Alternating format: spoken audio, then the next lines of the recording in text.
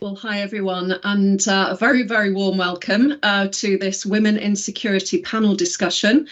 Before we get started, I would like to introduce our panelists. I'll go last, so if I could start with Antoinette, please, if you could introduce yourself. Hi, thank you so much for having me. It's an honor to be here with the group. My name is Antoinette King. I am founder of Credo Cyber Consulting. I've spent about 23 years in the security industry, working in positions everything from technician to operations manager to sales, and now I'm on the consulting side. I'm really excited about being a part of this panel with these esteemed colleagues. Thank you very much. Okay, on to, in alphabetical order, Christina. So hi from my side. My name is Christina Alexandropoulou. I'm Greek American. I've been working in the security industry for the past 20 years. Don't want to reveal my age, but it's 20 years experience in the industry, working in all sorts of positions from sustainability, health and safety, security, fire safety. I'm currently on the global board of directors of ASIS. I'm on the European Fire Safety Committee, steering committee member for OZAC here in Greece. And apart from ASIS Women in Security, currently I'm also working for Philip Morris International as Regional Security and Market Safety Manager. It's wonderful to be here on this panel. Thank you so much for inviting me. Excuse my voice. Just overcoming pharyngitis, but really happy to be here. Thank you for inviting me. You're doing extremely well. So thank you for being here. And finally to Julie. Hello, everybody. Yes, pleasure to be here. Thank you very much for the invite. My name's Julie Nel. I'm the founder and managing director of my company called B4 Secure Limited. I've specialised in the fields of intelligence. I have over 30 years experience within the security industry. I started off in the military, then joined UK policing, serving in the Metropolitan Police, Essex Police, City of London Police, and Her Majesty's or His Majesty's Inspectorate of Constabularies. And I now work obviously within the private and corporate sector. For about the past 15 years, I've worked within the security industry at a senior level. And I am part of several women in security groups, trying to attract more women into the industry. And I also sit on the board of directors for the Association of Security Consultants. And as Christina has said, it's a pleasure to be here, and I look forward to the discussions to follow. Thank you very much. It was a pleasure having you here, and I know it's been quite a challenge, so well done, well done. And finally, myself, I'm the founder of my own business. So we've got 3 business owners here. So I'm founder of an AI strategic advisory company, Anekanta Consulting, and we focus on research and the ethical and trustworthy application of high-risk AI across a number of sectors: civil security, aviation, transportation, and high risk are generally the AIs that are used in security. I've been building my business since early 2020, and prior to that I gained 20 years experience in senior statutory board positions in a number of international businesses, a group specialised in video surveillance and analytics for security and safety. I'm also a former chair of the BSIA, which is the British Security Industry Association, which represents all aspects of UK security, from technology to people. And I was elected by the board, appointed as an honorary member quite recently, which is their way of saying thank you. And my voluntary work continues into the ethical and legal application of facial recognition. I've been involved in the production of a guide that the BSIA produced, and that's gone on to become a British standard, which is about to go to public comment. I've provided input into the COES, Confederation of European Security Services, position on high-risk AI in the EU AI Act, which has been acknowledged by the European Council and Parliament. And I also advise on ethics and trustworthiness to the IOD, Digital Catapult, Archangel Imaging. And also I've got a long relationship with the North American market. And my company is part of the Security Industry Association, and I sit on the Cybersecurity Advisory Board and the Data Privacy Board. And finally, I've brought evidence to the all-party parliamentary group on AI for facial recognition to examine what regulation needs to be in place, and also recently brought an AI governance guide, which is working with the IOD, which informs all boards of all companies what they should be doing to put guardrails around the safe use of AI. And that paper, that document, was actually based on Anekanta's AI framework. So I'm absolutely delighted with that. So that's me, and what an amazing group of exceptionally talented and experienced senior females, I must say. It's delightful. Thank you so much for joining this panel discussion. What I'd like to do first is set the scene.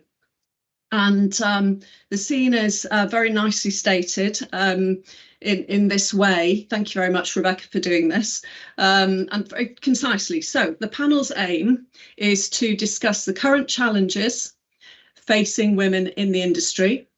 We will be covering topic areas such as recruitment, upskilling opportunities, the challenges specifically faced by women in a male-dominated industry, the corporate culture, also mentoring and leadership programs. So we're going to unpick this positioning statement, and we're going to go through each one of these issues, and I'll be asking the panel for their views and also to share their experiences. So views about it, experience, and also what the panel feels the remedy is. You know, is what can be done, what is being done, what do we know is actually creating a positive benefit for women in the security industry. So first and foremost, I wanted to position, before we get started, position what the security industry actually is.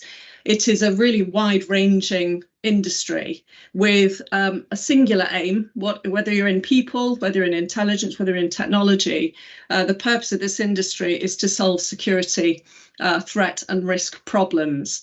And that's done in various ways, from people, from physical security to information destruction. That sits within security, electronic security, alarms, access, cyber security, artificial intelligence, video surveillance, remote monitoring, integrators, service providers, consultants, specifiers, and within the end user, the corporate security positions and roles which are specifically designed to address security issues. And some of these roles are research, development, technology, intelligence, frontline, product management, manufacturing, business development, cybersecurity, data privacy, conformance standards, procurement. You know, the security needs these roles to make sure that the companies that are in the sector can deliver their service and do that to a quality.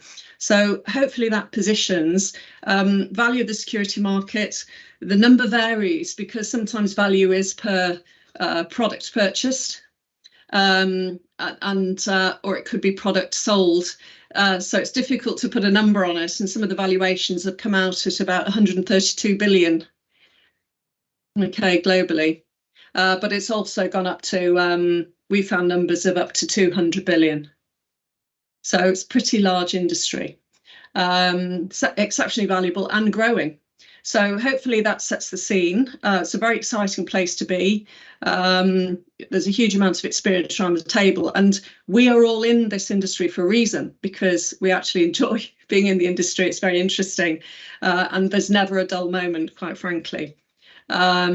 So where I'd like to start is actually to look at that first question. And I'm going to go around the table, if I may, and I'll do that in the same order so you can anticipate. And sorry, Antoinette, it's always it's a tough one being first, isn't it? But I'm sure you'll do a brilliant job.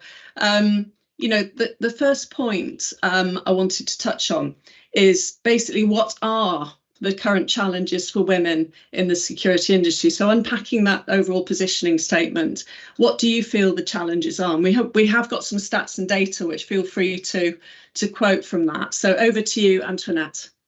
Thank you so much. And I really appreciate you setting the stage for where we are and where we've come from. Personally, I think that some of the challenges that women face in the security industry are similar to other industries, and that is having the opportunity to have women in leadership roles that they can model from. So that's always a challenge. I've worked for several organizations, a couple of very large companies, and in all instances there were limited women in upper management leadership roles. So I would see them in middle management and below, but in terms of upper management and C-suite executives, typically I would only see women that were in HR or marketing that were in that C-suite executive level. So it makes it a little bit difficult when, and I know that we'll get into this later, but talking about mentoring and things like that, it makes it a little bit challenging when you're looking for a mentor that happens to be a woman that's in a leadership position, because there's only a few of them out there in our industry, right? And so they can't mentor all of the rest of the women that are not in those positions. So for me, it's a little bit challenging because there isn't representation. But I've been very lucky in terms of having very strong male allies that have pushed me out into the spotlight. One of the challenges that I personally faced growing up in this industry, because I've been in the industry since my early 20s, was having the confidence to step forward. And so because there were never really women in the room, typically I was the only woman in the room. I find now that there are far more women in the industry. So I'm excited to be able to participate in events like this where we've had so much experience and we're seeing young professionals. But for me, the challenge was having the confidence to step up and have a voice in a room where there weren't many people like me. And I think it's probably a similar experience that people might have that are, people of color or with disabilities. It's just difficult to be confident in an environment where you really are the only person. But I do think that things are getting better from where they were when I was younger in this industry. I think that with the advent of social media, things like LinkedIn, it gives us visibility and the ability to be heard and seen. So we still have a very long way to go, but I think that we are definitely headed in the right direction. Fabulous, great answer. And I think that point about LinkedIn is really interesting because my personal observation is that there's a lot of material on LinkedIn, which is actually really good to know. And you're not necessarily making a point by sharing it. You're helping to educate others actually by sharing some of these positions. So that was great. We'll come back to some of those points, but I'd like to move to Christina, if I may, with the same question. So what are the current challenges facing women in the security industry? So, Pauline, stepping out from what Antoinette just said, women in leadership roles. Also for myself, this was a big challenge as I was a young professional and I had chosen this profession, even though, I knew that security was a male-dominated industry, that, there was sexism prevalent in the sector and that, gender will impede career progression. Also, the thoughts about family. There was a perception that security work is unsafe for women or that you can't have a family. So it was really funny. But for me, choosing to enter this industry also comes from my family background, having two parents in the U.S. Air Force and growing up in this kind of environment. I always knew that I really wanted to go into this industry and finding women in leadership roles was, 20 years ago. I don't think we had any. It was a big challenge. I think we've come a long way. And today we do see a lot of young professionals entering the field, the industry, a lot of mentors. Of course, LinkedIn, as you said, is also helping educate people, a lot of allies, but still there are challenges. Still, there's a long way to go. And something that I found along the way was that it was very difficult to get people to actually support your career because sometimes we hear about allies or people or men in the industry would like to say that they're all for having women enter the field, but when it came down to getting the promotion or getting the job, there were barriers along the way, and then you reach a certain point where you want to be more quiet, you want to support, and you're hoping that you're not going to be passed up for the promotion. But then along the way, I realized that it was best to actually lean in and make yourself heard. And I think that we've really come a long way, but there's still a long way to go. I think later on we might also touch upon the challenges with a small percentage of women also in this industry that we think women will help us with our careers, but in the organization, sometimes women don't support under women. But I think we're going to touch up on this later. So a lot of challenges, but hey, it goes with the territory. There's a lot in there, and really good points. And I just wondered whether having parents in the US Air Force showed you kind of a role model, in terms of, yes, that's interesting. And also just wanted to clarify, you used the expression leaning in. That's the term that's been kind of promoted by Sheryl Sandberg. Is that? Yes, so okay, that's interesting. I've also read her book and found it incredibly insightful. Yes, seen all of it. So thank you so much. We'll come back to some of those points. And now on to Julie, please. So same question, what are the current challenges facing women in the security industry? To agree with everything that's already been said, firstly, especially regarding the visibility and social media, TV, films, documentaries. That's all really promoting women and strong women from, both fact or fiction. So that's a real positive. But I think it depends on the discipline within the security industry as well. I went straight into the Air Force. I had no role models within my family that had been in the security industry, but I'd been an air cadet. So to me, it was something natural. So whilst I was a child, but also I was very much welcomed into the military, as when I left there and went into the police, very welcomed into the police. So I think it depends on the different disciplines you're going into at the start. And when you get within those, I suppose, those forces or the military or the police, it's then the sectors within them. And you get some that are more male dominated and some that are more female. For example, firearms in the police, very heavily dominated by men. Child protection in the police, very dominated by females. So you then get that break up again. So it's how you get that sort of spread of gender across all the different sectors within the security industry as well. Because each area's got its own particular challenge, I think, and needs to have, promotion. My specific field of intelligence and analysis is being massively helped by academia. Young women are coming into universities and college. They're studying criminology, intelligence and security studies, analysis. And so I'm seeing some incredible women coming up and through into my sector, if you like, of the security industry, where you then look at security officers and security guards, again, very male dominated. And then the other challenge there is then how do you keep the women that have gone into those more male dominated areas, how do you keep them there? And, then you have to look at culture and making it a warm and secure environment for them to carry on working. So I think for me, it's about, one, looking at where the disciplines are that we're really lacking, because some will be a lot more heavily populated by women than others, and how you can focus on those.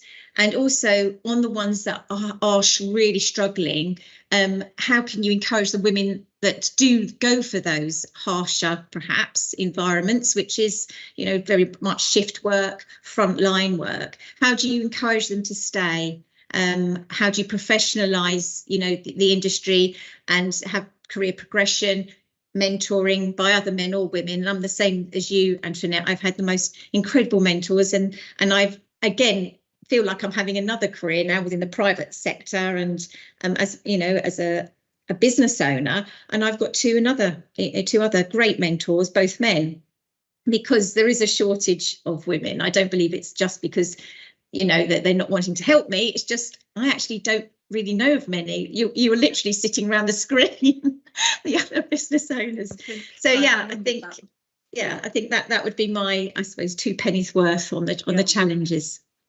Excellent. Thank you very much for that. And, you've touched on areas, of criminology, intelligence analysis, which are incredibly interesting subject areas that you don't hear much about, do you? Because it's all very secretive. But these are really great career paths for people of, all genders, and in particular for women.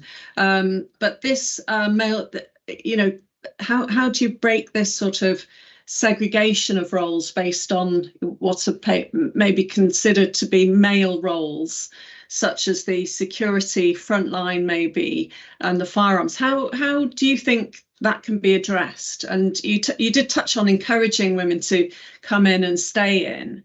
How is that being done, do you think? Is it successful, first and foremost? And why is it successful? I think you'll find pockets of success, but then it's not being shared. So it's not going to be across the board.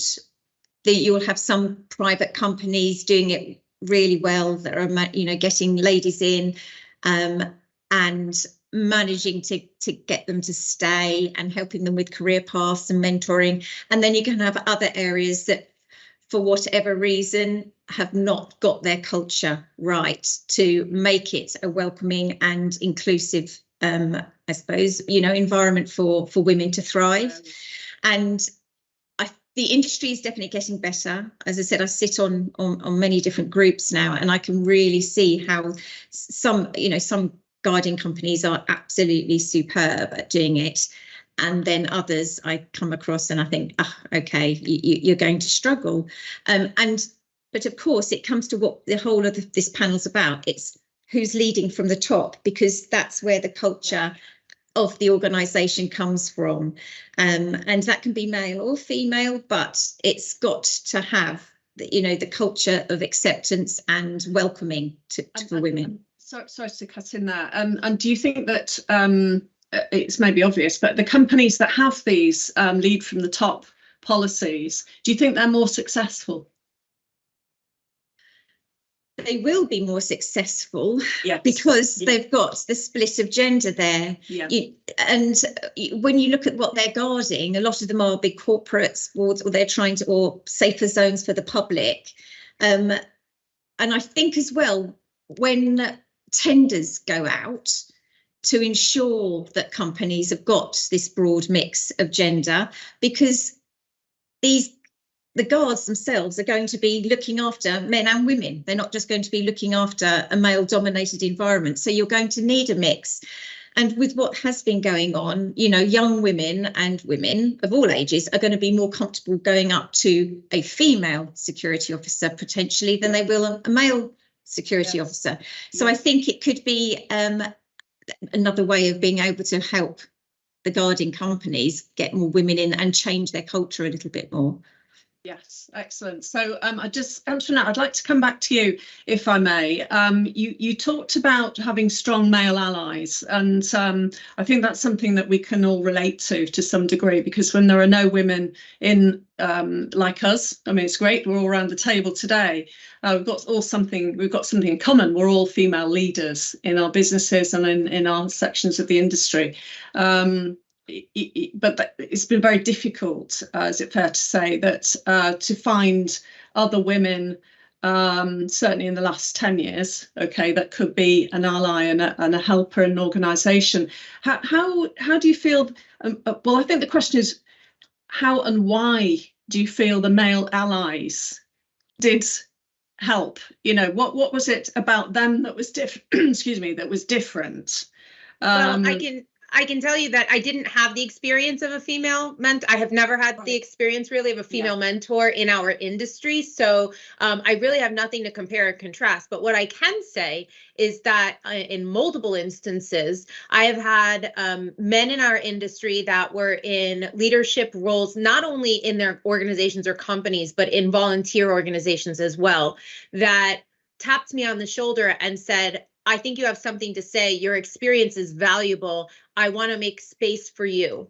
And, not to name names and call people out, but Andrew Lanning was the first person to come to me a few years back. And he said, I have a show, it's in Hawaii. I would love to have you on. I want to hear your story. I'm really trying to make sure that people who come onto my show are representation of our whole population versus the same, white males, middle-aged men, every single show. He actively sought me out. I was just floored and just totally honored to do it.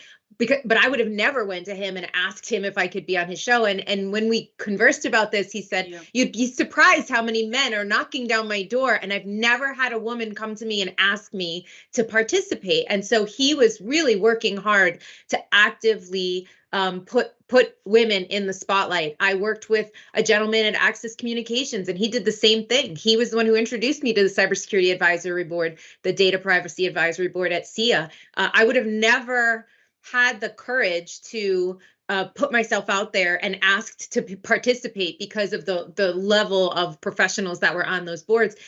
But he saw that level in me as well. And I'm so grateful, because those two people just a few short years ago were the catalyst for me to build my personal brand. They gave me the courage to put myself on LinkedIn, to go out and speak on panels, to participate in white papers, to start getting published. I wrote my book because those gentlemen made me feel confident in what I had to say. And so I can't compare and contrast, a female mentor to a male mentor, but I can tell you that it is because of some of the most incredibly compassionate and empathetic men in our industry that I am a business owner today, that I've done what I've done. And I'd love to share just a really quick story. My son is in the Air Force ROTC, and he shared with me a situation that a female cadet was dealing with, and he was really upset because it was kind of a harassment type thing, and she's a freshman, and so she confided in two male cadets, my son and another cadet, and the other gentleman is part of the leadership command. So the other young man started investigating, and he started doing all these things. And my son was so upset because of the stress that the young woman was in, because she had come forth and told her story, and how all of the other people in their detachment, like that were involved with this situation, were putting pressure on her because she spoke up. And the worst person that did the pressure was another female that was involved. And my son was devastated, and he had never experienced that before. For him, it's just, he's a young, almost 20-year-old man that sees everything through rose-colored glasses. And I had to have a really frank conversation with him about how difficult it is for a woman to come forth if they're in a situation like that, because of those types of situations where they get pressured, or they feel like they're going to be blacklisted, or it's going to affect their career. And for my son, I got to have a really great conversation about allyship, and how proud I was that he and this other man were stepping forth and protecting her. And he said, "Mom, I will fight to the end for her because she doesn't deserve that." And that made me so proud, because it's men like that helped me move forward in this industry. So I think it's very important that we not only talk about the gender discrepancies, but we also talk about teaching young men how important it is to be an ally, how important it is to be an upstander when they witness situations where women are being put in compromising positions or not getting promotions. It's so important to speak up. I think this is a really, really good point that you're making. And, really what comes across here, if I may, is that these men are outliers. They stand out as being different. Yes. And actually they're showing great leadership in doing so, and also potentially at risk to their own position, not doing what the group does, because that's just a group mentality that occurs not just with men. So they're standing out and they're being different, and really hats off to them, because we need more. And it's a real hit in parenting, isn't it, when you have been that role model and you're bringing up a son that does that, which is absolutely marvelous. So there's some really strong messages in there, aren't there, in terms of what's good behavior, what's positive behavior, what's good to follow. And these outliers, they've got to be applauded. And similarly, I've had incredible male mentors who, all my mentors have been male because there were no female leaders. If I could have found a female leader that I could have, at the time, we're talking sort of 15, 20 years ago, I said, please help me, there weren't any. So I mean, I'm not sorry, men. It's not that that's all you were, the only people available. But actually, I've also benefited greatly from allyship. And it seems to be a particular brand of male that doesn't see the gender, it sees the talent. okay, and doesn't get fixated on societal norms and what men or women should do. The focus is on the issues, on the talent, and getting the message across. And that's been a common theme for myself with male allies. So I'd like to move on, if I may, just with one question, which will just set the scene a little bit, back to Christina. When you mentioned that sometimes women don't support women, which I find this really, really sad when I hear this. We actually have some research, and we have an academic paper which we've undertaken. One of my researchers has written as part of her journey, her studies, and it examines why this might happen. And it's not a phenomenon that is unique to women.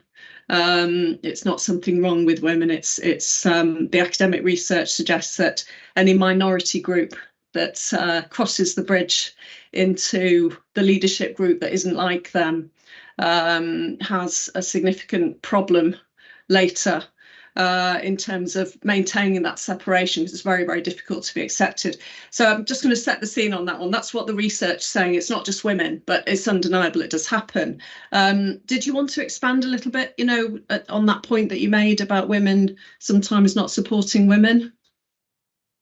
Yes, so from personal experience, but also speaking with friends, and other professionals, I do have this as a recurring theme that, once you're in an organization, and I'll talk about, corporate security, working in the private sector, there seem to be a lot of women that will say that they want to promote other women and help them rise, but when a promotion does come through, there have been a lot of cases where then you kind of see that this allyship will fade away, because I think what you said, Pauline, is very relevant. It's not only women; it's minorities.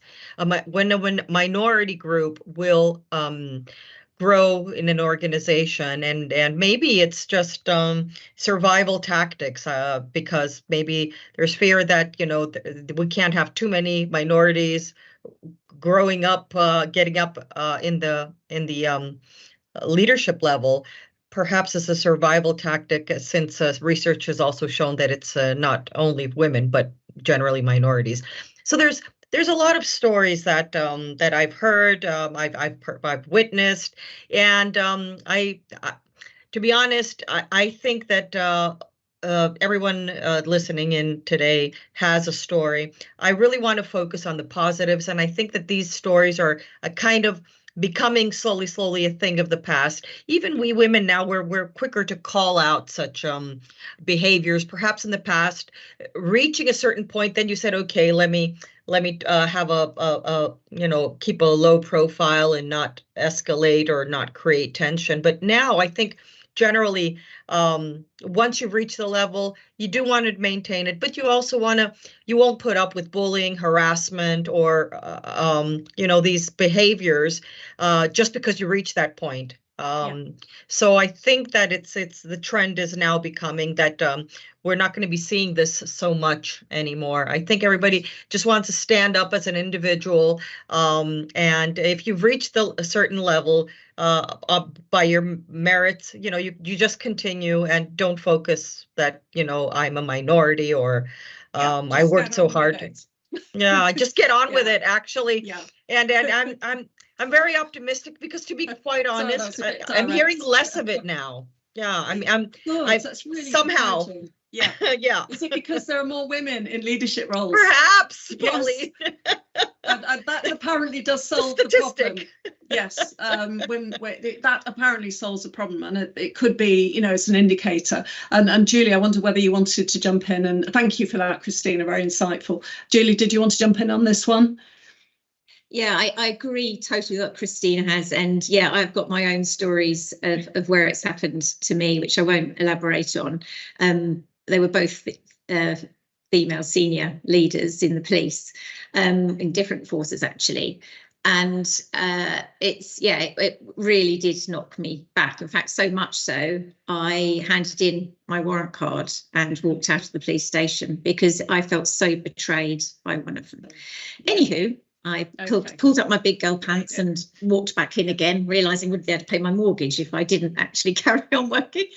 And it all got sorted out. But I think it's definitely becoming less and less of an issue, as you said, because we're getting more women banding together, getting up through the ranks, private and within, the forces and security services, and supporting each other. And as well, coming back to what Antoinette was saying as well, men are becoming more educated and are feeling stronger and more empowered to be able to stand up for any of their colleagues, male, female, or from other minority backgrounds. And that's brilliant for everybody. And I think educating guys as well as girls within school and within education about what's acceptable, what's not, and how to be respectful to everybody is a massive part of it all. Yes, I really do. Very much so. Thank you for that. I'm sorry you've had that experience. I think we've all experienced that to some degree. I have myself. And there was nobody really you could go to. So I just adopted the policy, just keep going like yourself. You just, oh no, I've got to pay my mortgage, better get back in there. You just keep going somehow, but good on you. You're here, you've made it, and you're here to tell the tale. And it's not just a tale of survival. Actually, we're all thriving, aren't we?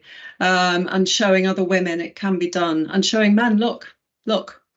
So I want to move on, actually, if I may, onto what can be done with regard to recruitment and also training and upskilling. So can we go around the table again? Antoinette first, sorry again, put you on the spot. Could I seek your views about how recruitment can help to improve, and also, the training opportunities that are offered up, do they happen or not? So sure. Over to you. So recruitment's something that's really near and dear to my heart. I love speaking to young people about our industry because it's such a niche market, and a lot of people don't think about the, security other than security guards or law enforcement or military. So I really love talking about the technology and making it look sexy to attract young people in general. But in terms of recruiting young women, I think it's really important for women to be evangelizing our industry to young people, right? So going to colleges, doing job fairs, speaking to young people in K through 12. I have an affinity for the K through 12 market just because I love to educate them on cybersecurity and physical security, all these things. So I think that is a really important facet. But I'm really proud that the Security Industry Association's Women in Security Forum actually has scholarships for women to use towards education and training. I'm one of the inaugural winners of that scholarship and used it towards my master's degree. So ASIS is another one. They provide scholarships for the PSP, the CPP, the APP. So I think it's really important that not only, and so many large companies in our industries are supporting, also Accelerize has a scholarship for young professionals. So I think that a lot of companies are getting behind promoting the training and giving women access to funding to do training. But I think that we need to make sure that women are applying for those scholarships, that they see that they're out there and that they're utilizing them to upskill. There are so many resources. So I just recently got my CISSP, and there are a lot of resources even in the cybersecurity industry that will help women to get the training that they need and to take the test, because taking the training is one thing, taking the exam is a different story. And a lot of the exams are very expensive. There's several $100s to sit for an exam. The CISSP was actually quite expensive. I wasn't expecting it. So I think that there are some really great opportunities. The security industry is recognizing the importance of women upskilling and having access to resources. I think then it becomes the responsibility to hold ourselves accountable to take advantage of those opportunities. I think that's a great answer, and I think what you're describing there is, is this commitment by the associations, which we're seeing some fantastic work going on there, not just in the stateside organisations. Some of the British organisations are doing a great job with this as well, coming along. Some of them a bit late, but that's fine. Better late than never. And it's not favouring women. This is, I think, when we talk about equality, but we talk about equity. So the extra help, not just in terms of the gender, but also the diversity of the gender too. That includes race as well, obviously, and ethnicity. That extra bit of help is needed, but also it's our duty to introduce women to these programmes. Christina, thank you, Antoinette, fantastic answer. Christina, could I have your views on recruitment and upskilling? So yeah, like Antoinette said, it's very important to see organization offering scholarships for young women professionals, female professionals, and we're seeing more and more of that. On the other hand, I think also that the industry and private and public sector has seen great results from teams where women and diversity has taken the front line. Having a woman on a team brings a very fresh perspective to a problem. Organizations are seeing this. Organizations are seeing that having a diverse team of leaders on a board or making decisions for the organization really helps them to succeed. So I think that it's not only a mandate of the United Nations and sustainability targets, et cetera. There's real value. And I think that more and more organizations are looking to now hire women in leadership roles where in the past, they would shy back. So training, of course, certifications, programs are out, but also organizations see real value in having women leaders, and I think that this is not just a trend; it's what is really happening, and we're seeing more and more of that. Really encouraging. That's so encouraging, and it sounds like this is positive action, isn't it? And yes. And it's not quite quotas, but it's actually saying we really need to help the gender and the diversity of the gender. So we're not just sounding, putting it bluntly, like white feminists. And I'll just put that on the table. Women need to include all other women as well, which is very important. And I don't think we've got time to discuss that issue, but it is extremely important. And so I'd like to move on because a couple of other questions and not much time.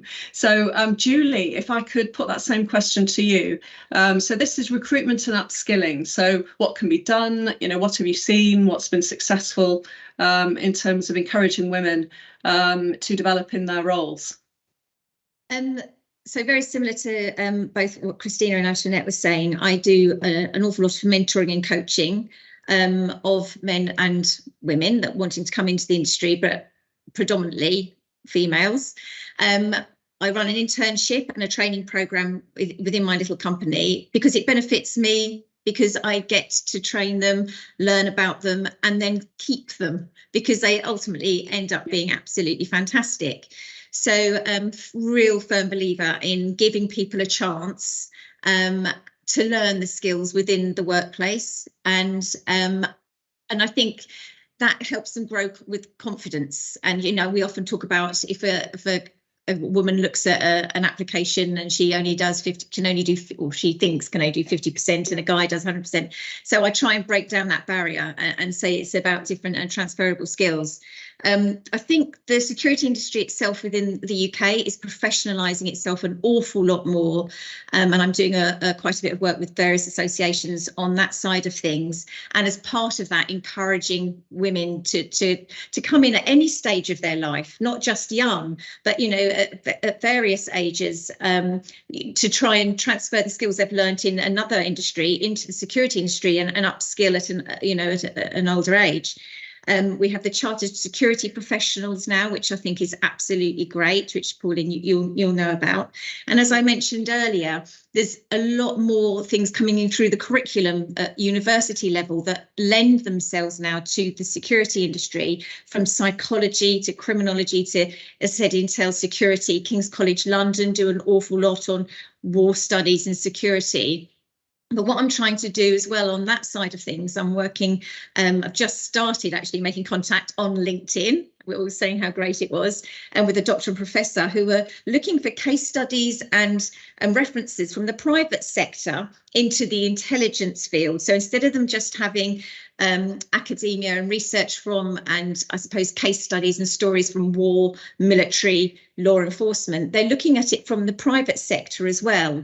And I think that all helps educate men and women that how broad the security industry is. It's not just about, as you said, you know, physical security, military, police. It is STEM subjects loan themselves into protecting people.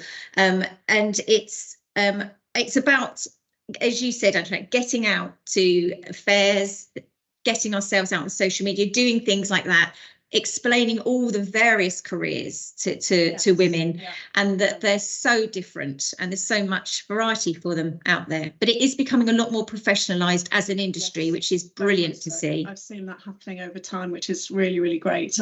So great answer. Thank you very much. We are literally running out of time. We've got about 5 minutes left. I think this has been a really interesting debate that I've enjoyed immensely so far.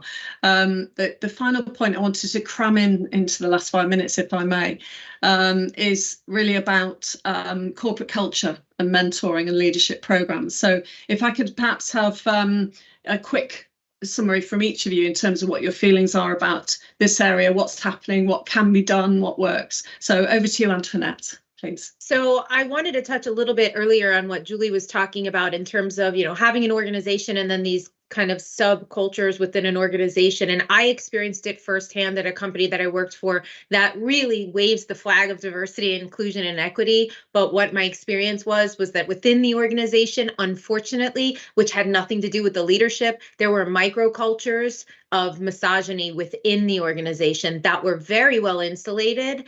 And so I think it's important when we talk about having corporate culture, even if there is executive support and executive buy-in, that there is some sort of measures of checks and balances where there's a communication from the top all the way to the bottom, and then it meets in the middle, because sometimes the middle management can insulate that microculture of misogyny, and it never gets past that middle level management. So even if an executive team thinks that they are doing great because they're putting these programs in place and they're doing all of these workshops and whatnot, you really need to go all the way down to the bottom to see the boots on the ground, what their experience actually is, because I've left organizations because of that.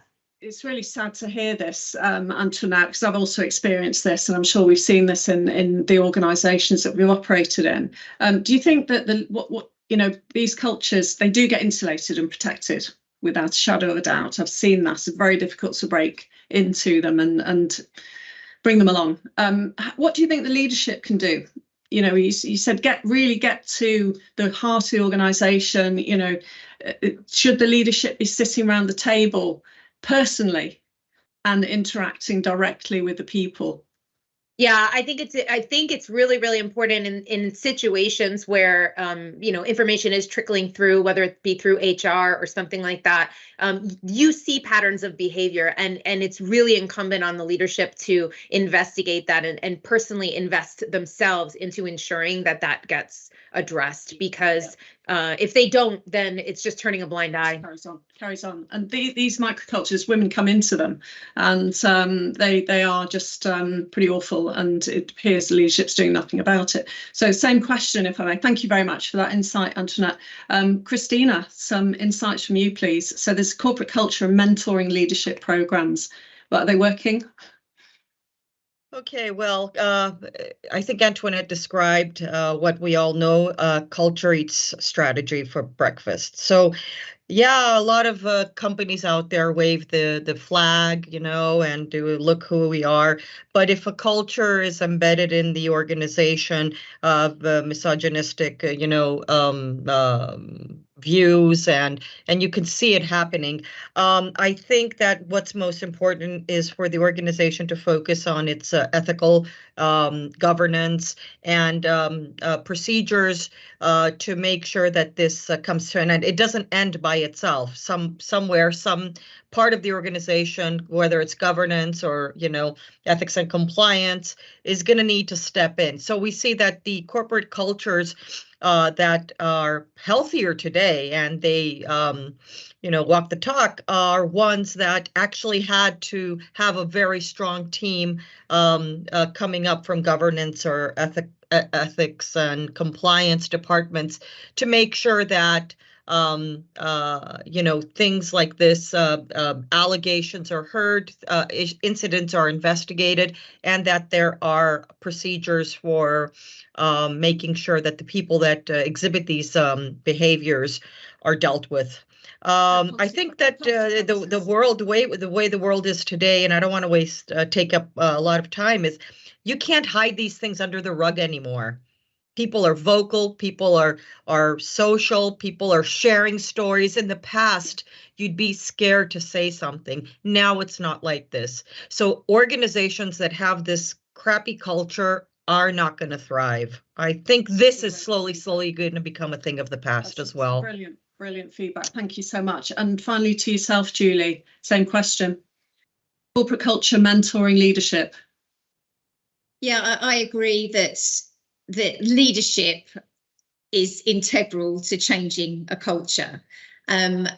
Ideally, we'd get more women within the leadership roles that would assist, because they would then be able to support each other. But first, you've got to get them into the industry to get and work their way up to those roles. So in the meantime, it is about, I think, allies outside of your work, not within your organisation, that give you the support to stand up to what's happening within your organisation. So rather than keep it all within that company, ally with companies outside to be able to have that independence and that support. I know a lot of companies have whistleblowing and so on and so forth as well. But I think this is a long way to go. I think people do it as a tokenism thing. We've got a mentor program and it's not worth the paper it's written on. So I think, still a long way to go, but I echo everything that's just been said, really, Pauline. Fantastic. Well, I think that rounds things up really nicely with a fantastic sort of position from each and every one of you. And it sounds like what's happening is happening around this table, which is leadership. So, and you don't have to be the CEO to be a leader. You have to keep showing up, and sometimes I know it's very difficult, and if anyone is going through that particular experience right now, hang in there and keep going, because there are women here. You're not alone. You are not alone, and you can see that we've demonstrated that. And together, you know, if we share our experiences, we talk about the elephant in the living room, as I put it, it gradually breaks down the barriers. And those microcultures, I mean, we've seen quite a lot of that across institutions as well. We were just talking about that before we came on air here. The microcultures can ruin everything, can't they, and spoil it for everybody when so much progress is being made otherwise. But everybody here on this panel, and I hope everybody that is listening and watching this discussion, is encouraged and inspired by what they've heard today, that action is being taken, the programmes are working, women are here and doing it, and the more women there are in leadership roles, doesn't have to be CEO, you don't have to be global domination here, leadership in your own realm, lead the people around you and show them the right way. That's how change happens. So on that note, I'd like to conclude, and thank you very much to the panel for this very insightful and very enjoyable discussion. Thank you very much. Thank you so much. Thank you.